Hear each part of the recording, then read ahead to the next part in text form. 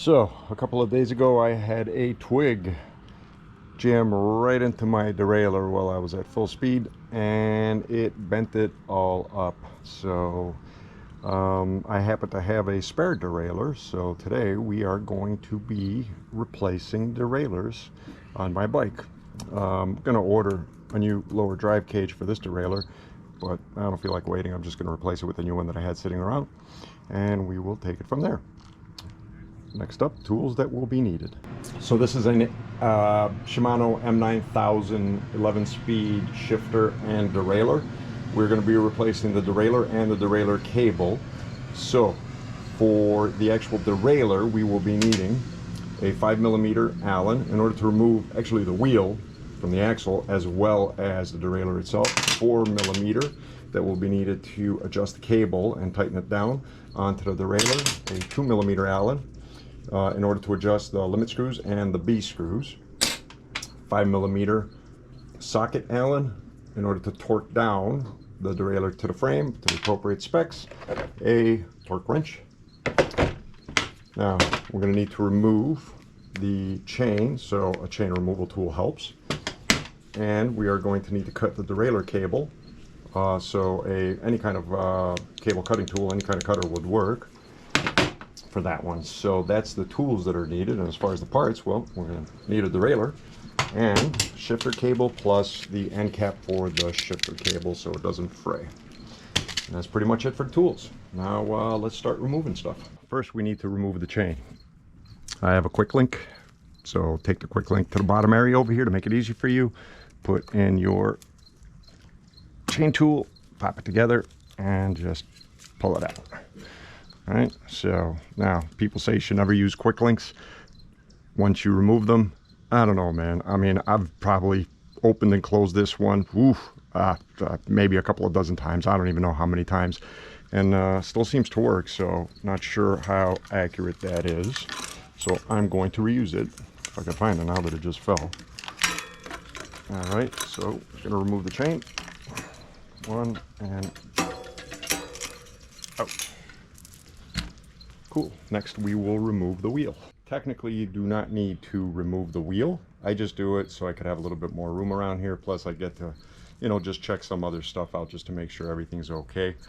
Because that was a pretty large stick that actually jammed in there. So I will take my 5mm Allen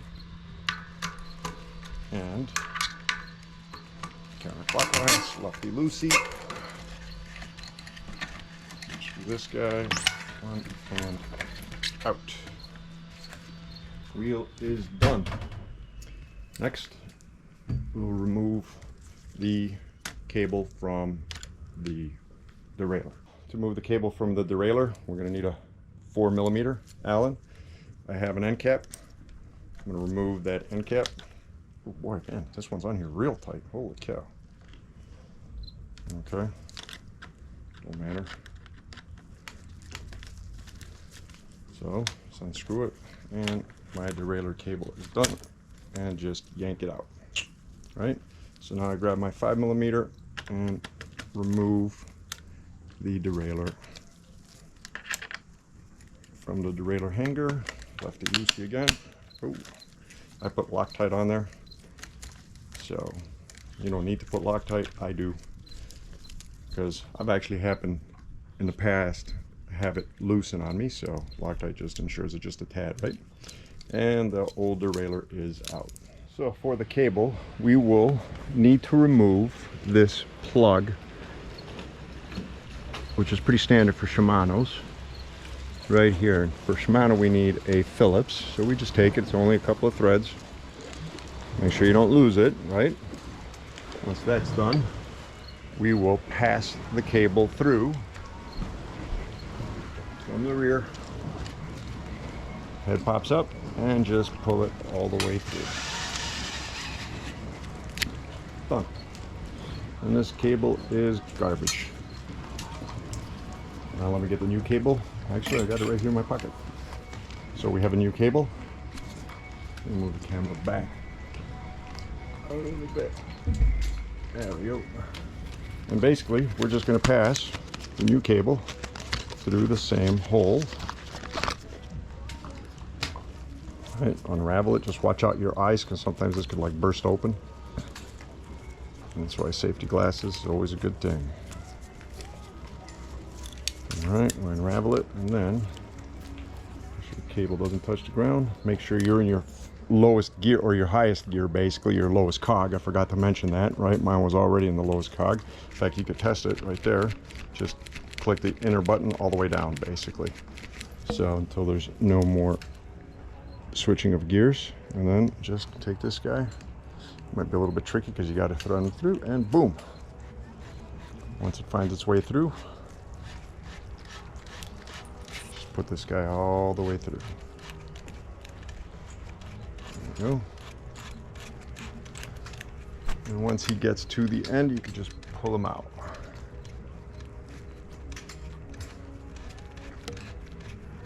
Right, so right now he's sticking out of the end on that side, and I'm just going to pull him straight through. Now I take my plug and I put him in there,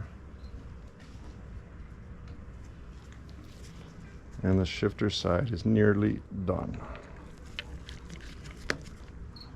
Don't over tighten them, because you could strip them. This thing is plastic, it is not metal, right? So one more thing that I do, make sure it's in the camera. Yep, it's in camera. Is take your barrel, bring it all the way back, so counterclockwise, right? And then bring it up 8 clicks. 1, 2, 3, 4, 5, 6, 7, 8. And that will help with starting the adjustment process later. So, looking at things, I just noticed that not only was my derailleur cage bent, but I have a bent derailleur hanger. Very, very slightly bent. But a bend nonetheless, and nothing's going to align unless I either straighten this one out or if I replace the derailleur hanger. Now, I'm not a big fan of straightening out derailleur hangers. I know it could get done, but these are metals. Even though metals are somewhat elastic, and they typically don't have too much of a memory, it doesn't take that much impact to actually get them back into a bent position, a slightly bent position, right? So I always carry extra derailleur hangers. I have an extra derailleur hanger, so I will be replacing my derailleur hanger. In my case, this is an Ibis Ripley. I will remove this 5mm bolt up here, and a derailleur hanger. And let me go get the new hanger. And there is a specific way to align derailleur hangers to make sure they're aligned right, at least for this bike, for Ripley's, and for many bikes actually. I will go over that in a minute. To do this right, what we are going to need is, first let's put a little bit of Loctite onto the bolt, onto the thread that attaches the derailleur hanger to the frame. All right, put that on the side. Then we will need the through axle to make sure that the hanger is actually aligned. So we take the through axle, make sure this is in frame, yes. Take the through axle, we put it in. Here's the drop out side of the derailleur hanger, right?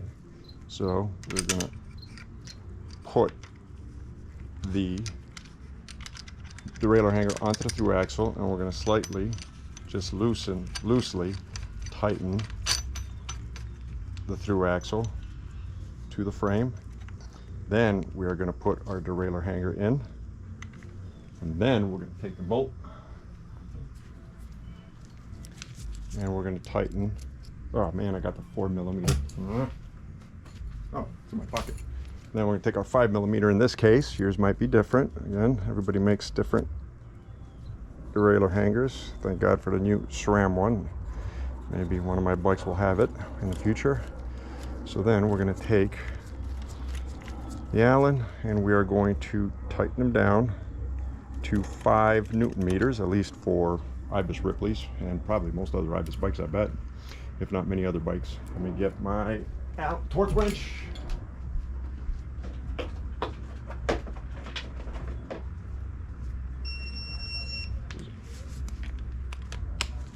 Five Nm. Put this guy in here, bring him down. And now he's at 5. Done. And we have Loctite on there. It should stay there without issue. Now let's put the derailleur on since we're here. So again, I had already put Loctite on my derailleur bolt. Take the derailleur bolt. Now with the derailleur, there's a notch on the derailleur connector basically, or hanger I guess. Well, not hanger, but the actual connector that connects to the derailleur itself. And there's a notch on the derailleur hanger. This notch needs to be above this notch here, right? So hopefully you can see this clearly. It needs to be sitting in there basically, just like, you can't see it I bet. Let's try and turn this out. So essentially it needs to be sitting inside, right? It can't be below it. So start off with it above, thread in your derailleur, and then take your torque wrench and torque it down to 5 Newton meters. At least for IBIS it's 5 Newton meters. And there we go, 5 Newton meters. Our derailleur is installed. Right? I'd already showed you how I put in the new derailleur cable. So we're going to take our cable, we're going to put it through this hole. And then, if you notice over here, there's a notch in the derailleur itself, and then there's a notch on the inside of this plate. And basically this cable needs to thread in between both notches. It's the actual notch that tightens it down nice and snug from all angles. So you do not want to have it sit outside that notch, right? So just put this guy in and boom. Then we grab our 4mm, should be this guy here. All right, I grabbed the 5mm. 4mm, which is this guy here. And just loosely put them in there. Just make sure that the cable is straight through sitting in its notch. Don't want them sitting outside the notch. All right, because then you'll just be squeezing it for nothing. So we remove, now that we know our derailleur hanger is aligned properly, move the axle, slide in the wheel, and throw in the axle, and you should be able to easily tighten it down by hand if it's properly aligned, which I can. And now we just tighten it down with an Allen to about, I'd say, I don't know, 5 to 10 Newton meters depending on your specs. You can do this hand tight basically, just like that. Shimano chains have on one side no lettering, on the other side it's covered with lettering. The lettering faces the outside of the bike. No lettering faces the cassette basically, right? So we are going to take this guy, so wrap him through my chain guide, quick. Get some slacking around here. So then, wrap around here, comes around, let's say the smallest cog in this case, and then around the guide pulley, which is the top pulley. Okay, we're going to wrap around the guide pulley. Now, a lot of mistake that people make, let me make sure this is showing, is there's a plate over here, and a lot of people go around the guide pulley, underneath that plate, and then through the tension pulley at the bottom. That's wrong. What you want to do is go on top of that plate, just like that, and then put them on the tension pulley, and then wrap them around and pull them through, and done.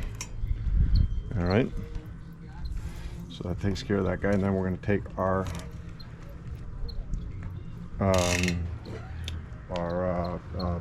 links. Links have arrows on them. The arrows follow the rotation of the chain. So the facing arrow, the facing link, you're going to take the arrow and point it towards the back of the bike basically, right? So we're going to put it on this side, and then the other arrow, just like that. So you see the arrow's pointing that way. The other arrow is going to point this way, but on the inside of the bike. All right, so then we take these guys together, align them. Something's right now, I got my pedal in the way. Actually, I hope this is in frame. Can't tell, is it? Oh yeah, it's in frame. Come on, dummy. In here. Guess I got a light over here. All right, so once he's in there, we're going to take him. I got this crazy light under my arm. There we go. All right, and then we're going to take our chain tool and just separate them. Where you go? Right there. And boom, done. Many derailleurs, it'll say, you'll see an H and a low. The high tension is for the smaller cogs, the low tension is for the larger cogs, right? Counterclockwise pushes the derailleur hanger out, clockwise brings it back in, basically, right? The whole goal is to line up the guide wheel with the first small cog. In order to avoid, to make sure, the goal is to make sure that it's aligned to a point where when we shift, we don't overshift, and then the chain falls off the cog in between the frame and the cassette, basically, because that could do some serious damage, especially with carbon bikes. So the way I like to do it, nice and quick, is I'll rotate the screw until it goes up, right, to the second cog, even though I'm in my lowest gear, or my highest gear right now, being the lowest cog, right? And then I'll unscrew it, and it goes back down, but you hear noises. You hear clicking noises, right? Just quarter turn at a time, keep on unscrewing it until you don't hear the clicking noises anymore. Just like that. So now, what I can do is test it. I can push out the derailleur hanger, and yet it is not coming out, right? It's never going to come out from, jump out from the cassette unless something lodges in between the actual cog and the chain itself. But as far as shifting, I'm good to go. Nice and simple. So now what we're going to do is we're going to take our 4mm and adjust the chain. Now what I like to do is I use the shifter, I put the shifter where I shift the derailleur into the second cog, okay? Now technically, this guy hasn't popped up there yet, right?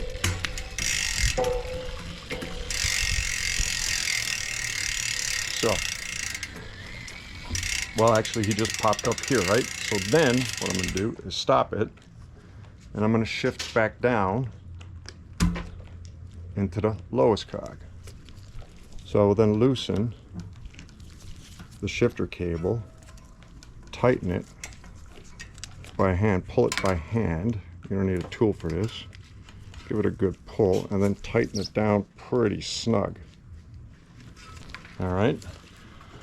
So now, when I turn, it should pop right back down. And if you do it that way, we should be, don't mind that noise, that's the derailleur cable. We should be able to perfectly. My camera overheated once again. It's amazing, 1080p in this camera. The GoPro Hero 10 overheats so easily. So, where were we? We adjusted our bead limit. We did my little trick where I shift to the second cog, bring the chain to the second cog, but then shift back down, tighten the cable, and then roll it, and everything should shift just about perfectly right after that, as you just saw, right? So now I have to adjust the low limit, and I cannot shift any higher. Technically I'm at the highest gear right now, and yet my chain is not climbing up there, right? So I grab my 2mm and I hit the low limit screw, right? Now again, turn it clockwise, it brings it in. Turn it counterclockwise, and it pushes it out. So we are going to turn it until it moved up just like it did, but it's going to be a little bit noisy. You'll hear some noises just like that, and we're just going to go a quarter turn at a time until those noises are gone. Just like that, sounding pretty good. Now we could test this as well. What we do is grab the frame, grab the derailleur, push it out. Oop, see that? No good. Let's go back. That's too much. Very deceiving. This one you got to be careful. All right, so we will bring him in a little bit, which is again clockwise. There we go. So now I'm pushing him out as hard as I can. He skips just a little bit, but chances are, to be super safe, we will just turn 1/4 turn clockwise again. And now there's no way he's going anywhere. So now let's test out shifting up and down. Don't mind that noise, I gotta cut that cable. We're gonna do that next.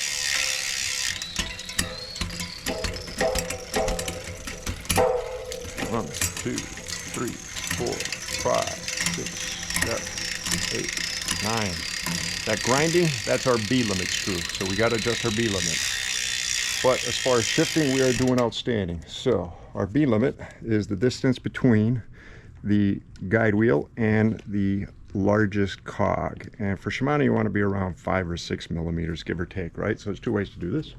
You can start off with an Allen key, right? In this case, I got a 5 millimeter. Put them inside and see if you are relatively close. In this case, no. I need to go further out just a little bit. So counterclockwise brings the derailleur cage in, clockwise pulls the derailleur cage out. In my case, I need to go out a little bit, right? So there's two ways I like doing this. One, you could use a 5 millimeter or 6 millimeter Allen and basically try and see if the tooth to tooth clearance, which is pretty close over there, still a little bit off in my opinion from what it looks like, will work. So we scroll down, go up. Not a completely smooth, but definitely smoother shift.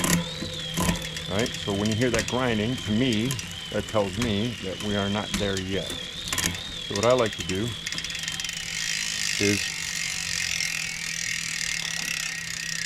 adjust it to a point where we hear grinding and then back off until we don't hear grinding, right?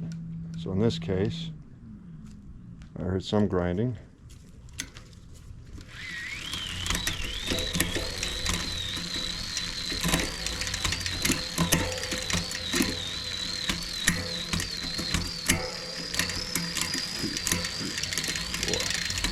Ooh, that's a lot better.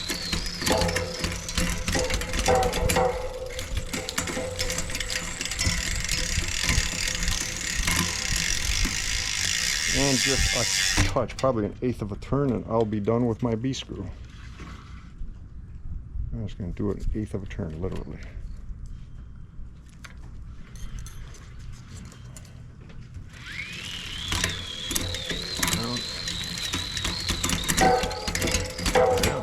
Do multiples, 4 at a time, 4 at a time, 2, jamming it up there real quick.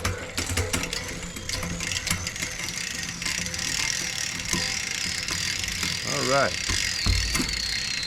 and we are good.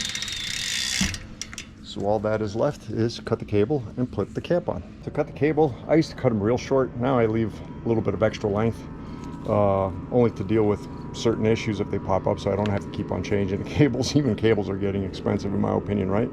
So I'm going to take the cable, I'm going to give it a couple of inches, right? And I'm going to cut it right there. And then I'm going to grab the cap, which I forgot. There's two ways you can do this. So you grab your cap. All right.